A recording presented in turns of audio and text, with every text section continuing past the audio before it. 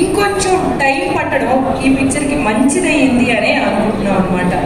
ఎందుకంటే టొవినో ఈ లోపలేమో మిన్నల్ మురళి చేశారు, 2018 చేశారు. ఇలాగా చేసిన తర్వాత ఈ ARM అజయ్ అంటే రెండా మోషణం, మలయాళంలోనేమో అది మీకు అందరికీనేమో ఇది తెలుగులో చెప్పాలంటే అజయ్ గారి రెండవ దొంగతనం. సో ఈ టైటిల్లోనే తెలిసిపోతుంది కదా, ఏదో కథ చాలా ఇంట్రెస్టింగ్గా ఉంటుంది. అదేంటి అయితే మొదటి దొంగతనం ఏమిటి, రెండో దొంగతనం మాత్రమే చెప్పడం ఏంటి, దీంతో మానేస్తాడా, ఇది అదనమాట. ఈ 3 క్యారెక్టర్స్ మీరు చూసారంటే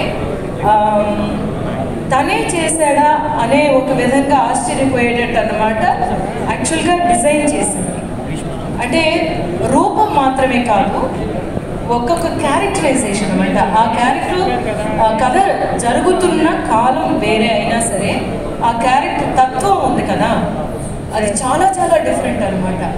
అంత ఎంటర్టైనింగ్గానూ ఉంటుంది, మనల్ని ఏమో అలరించే క్యారెక్టరైజేషన్స్ ఉంటాయి. ఇందులో యాక్చువల్గా చూసుకుంటే అజయన్ క్యారెక్టర్ ఏమో చాలా పాపం. ఈ అజయన్ క్యారెక్టర్ అనమాట నా కొడుకు, ఓకేనా. కానీ ఇదే మన టొవినో చేసిన ఇంకొక క్యారెక్టర్ మా నాన్న, అలాగే ఇంకొక టొవినో మా తాత.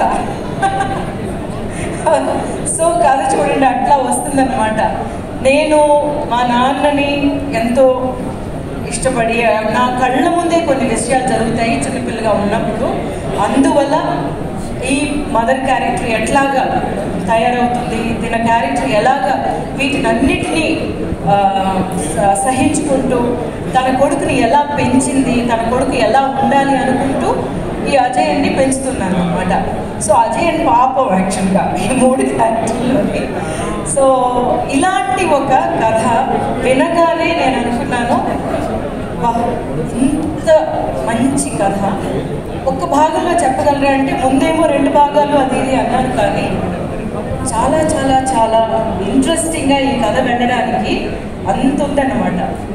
సో ఈ 3 క్యారెక్టర్స్ కోసం టొవినో తను తానే ఎట్లా తయారు చేసుకున్నాడు, కళరిపయట్టు అనే ఒక ఇది ఉంది కదా, దాన్ని ఎంత తను నేర్చుకున్నాడు, ప్రాక్టీస్ చేశారు. ఆయన మాత్రమే కాదు, ఇందులో చేసిన చాలామంది ఆర్టిస్టులు ప్రాక్టీస్ చేసి చాలా పర్ఫెక్షనిస్ట్ అనమాట. జితిన్ ఇక్కడ లేరు, ఒక్కొక్క విషయం జితిన్ సినిమాటోగ్రాఫర్, జోమోన్, సుజిత్ ఏమో రైటర్ అండి. వీళ్ళందరూ తర్వాత చాలా ఉన్నారు డైరెక్షన్ డిపార్ట్మెంట్ సైడ్ కూడా. ఒక ఇంత పెద్ద కథ అనుకుంటున్నాం కదా, కానీ చాలా ఈజీగా చేసేసినట్టు చేశారు. అలా చేయడానికి కారణం ఏంటంటే వాళ్ళు చేసిన హోంవర్క్ అనమాట. అక్కడ ఏ కన్ఫ్యూజను లేదు. షూటింగ్కి వెళ్ళామంటే మన భాగం మనం కరెక్ట్గా చేస్తే చాలు, వాళ్ళు చాలా క్లియర్గా ఉన్నారు అనేది. ఇక్కడ మీరు చూస్తున్న visuals it is not even 0.1% అనమాట పిక్చర్లో ఉండే విజువల్స్. ఇలాంటి ఒక అంబిషియస్ ఫిల్ము, ఇలాంటి ఒక గొప్ప ఫిల్మ్ ఇందులోనూ ఈ కథలన్నీ మనకి తీసుకురావడం అనేది తెలుగులోనూ మాత్రమే కాదు అందరికీ ఇది చాలా ఎంటర్టైనింగ్ ఫిల్మ్ అనమాట. అంత కామెడీ ఉంటుంది అందులోని. నాకు చాలా చాలా ఇష్టమైన క్యారెక్టర్ ఏంటంటే ఆ మణియన్ క్యారెక్టర్ అనమాట. ఎవరంటే మా నాన్నగారు. నాన్నగారు అంటే అందరికీ ఇష్టం అన్నట్టు చాలా చాలా ఎంటర్టైనింగ్గా ఉంటుంది. అందులో యాక్ట్ చేసిన మిగతా యాక్టర్స్ అందరూ చూస్తుంటే వాళ్ళ బాగా Aishwarya Rajesh of course she does justice to any character she takes up. And Krithi, my dear Krithi ఎంత అందంగా ఉంది. అది మాత్రమే కాదు, తన పాత్ర ద్వారా జరిగే విషయాలు చాలా ఉంటాయి. అలాగే హరీష్ గారి క్యారెక్టర్ ఏమో చాలా రఫ్గా ఉంటాను మిగతా పిక్చర్లో అంటారు ఆయన, కానీ ఈ పిక్చర్లో చాలా సాఫ్ట్గా ఉంటాను అంటున్నారు. ఆయన ఎంత సాఫ్టే మామూలుగా చూసుకుంటుంటే ఎట్లాగైనా సినిమాల్లో ఆయన చేత రఫ్ క్యారెక్టర్స్ చేయిస్తున్నారు అనిపిస్తుంది. వీటికి అన్నిటికంటే రండి, ఇది ఒక వర్క్ ఆఫ్ ఆర్ట్ అనే మనం చాలా గర్వంగా చెప్పుకోగలిగే ఒక ఫిల్మ్ అనమాట. It's a work of art. It's not just one movie, commercial film అనేది కాదు. సో అందులోని ప్రతి దాన్ని తీర్చి దిద్ది మీ ముందుకు తీసుకొస్తున్నారు. 12th రిలీజ్ అవుతుంది. ముఖ్యంగానేమో 3Dలో కొన్ని పిక్చర్స్ మనం చిన్నప్పుడు చూస్తుంటాము. అంటే మా చిన్నప్పుడు మేము చూసిన పిక్చర్లు మీరు అందరూ పుట్టుంటారు. అంటే టొవినో అప్పటికేమో పుట్టలేదు అన్నాడు అనమాట. మై డియర్ పుట్టి చాతానని ఒక పిక్చర్ వచ్చింది కదా ఆ టైంకి. బట్ కొన్ని పిక్చర్లు మాత్రమే 3D కోసం చేయగలిగే ఒక కథలు ఉంటాయి. అలాంటి కథ ఈ పిక్చర్ అనమాట. So it's not just for one more ఒక ఆస్పెక్ట్ ఉంటుంది. 3D ఉంటే అదొక అట్రాక్షన్, అలా కాదు. సో 3Dలో చెయ్యడమే ఈ కథకి మనం చాలా చాలా జస్టిస్ చేసినట్టు ఉంటుంది అనేది. ఇంకా చాలా ట్రై చేయాలనుకున్నారు యాక్చువల్గా జితిన్ అయితే. చాలా విషయాలు ఇప్పుడేమో తెలుగులో మనం పిక్చర్ రిలీజ్ చేస్తున్నప్పుడు ఏఐ ఉపయోగించి మీ లిప్ మూమెంట్ కూడా తెలుగుకి అనువైనట్టు నేను చేయగలను మేడం చెప్పేసి అన్నారు. కానీ యాక్చువల్గా ఆలోచిస్తే ఎంత బాగుండేది అనిపించింది అనమాట. సో అంటే మనకి ఒక మలయాళం పిక్చర్కి తెలుగు డబ్బింగ్ చేసినట్టు కాకుండా లిప్ మూవ్మెంట్ కూడా, అంటే మా వాయిస్ ముందు రికార్డ్ చేసేసి దానికి తగినట్టు లిప్ మూవ్మెంట్ని సింక్ చేసి ఇవ్వడం చేద్దామని చెప్పి అనుకున్నారు. సో జితినేమో అట్లా ఆలోచించే ఒక director. It's a wonderful experience. ఎప్పుడు మలయాళం పిక్చర్కి నాకేమో బేస్ పడిందే యాజ్ అన్ యాక్టర్ ఏమో మలయాళమే అని ఎప్పుడు చెప్తూ ఉంటాను కదా. మలయాళం డైరెక్టర్స్ పిలిస్తే స్టోరీస్ని విన్నప్పుడు వెంటనే నేను ఒప్పుకోవడానికి కారణం ఏంటంటే వాళ్ళ స్ట్రాంగ్ స్టోరీ టెల్లింగ్.